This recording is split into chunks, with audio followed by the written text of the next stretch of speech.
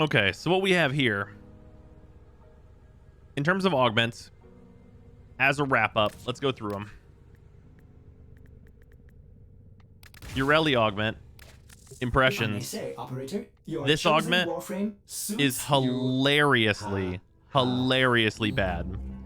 Launching it at enemies has like some kind of auto targeting, and that's fine, but also the 8% extra damage per hit is still like 8% more than 0, even if you do that like 100% or like 100 times, is just not good. It's just not good. It does like nothing. It does like actively nothing. It makes this nothing ability still do nothing. Wow, big surprise. Frost augment. Did you guys know that adding a bunch of critical chance and critical damage won't fix a Warframe that is like functionally awful? You can't even freeze like almost any of the actually important enemies. So against things that like, you know, that will come up, you just won't be useful at all because nothing else besides this that Frost could do could be of any use. So Frost still sucks. And then we have Grendel. Grendel gets a remix on the Spectro Belch build, which uses Spectro Siphon in order to like continuously get energy back by belching enemies out of the Spectro Siphon AoE. But now instead we get to use Gourmand, which lets us use R1 and have that consume health instead. And we get to use Gloom, which gives us health, steal, or life drain, on our damage, so that whenever we belch, we get all of our health back instead, allowing us to feast infinitely and belch infinitely that way. It ends up being a more mobile version of Spectro Belch, but also Spectro Belch is like a colossally unfun playstyle that technically works, but also is like kind of the opposite how Grendel was designed to work, where you're supposed to use Pulverize. You literally don't use Pulverize or Nourish at all in this build. You just spam Feast because it's like the only goddamn ability on all of Grendel's kit that scales at all. And then finally, we have Gauss's Augment. Now, Gauss's Augment is a real trip.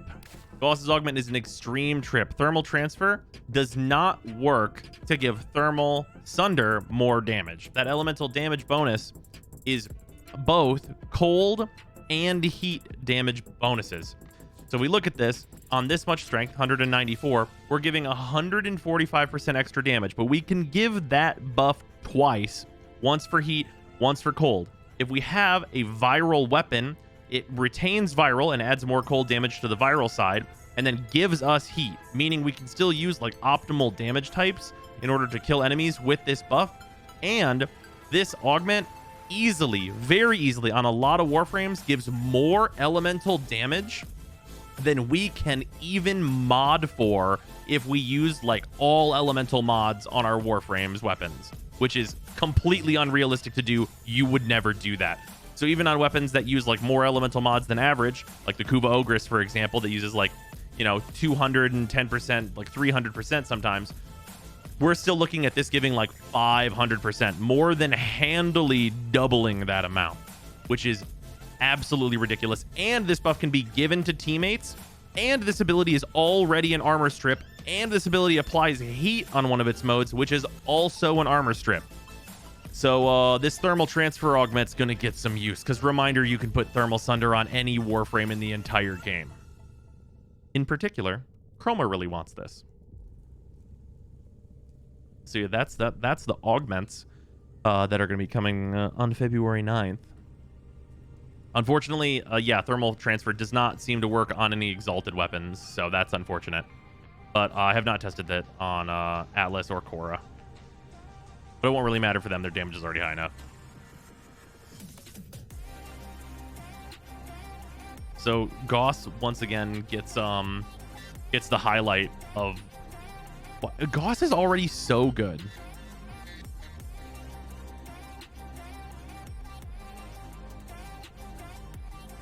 Like Gauss is the best Warframe getting an augment, and he got the best one. What did they mean by this?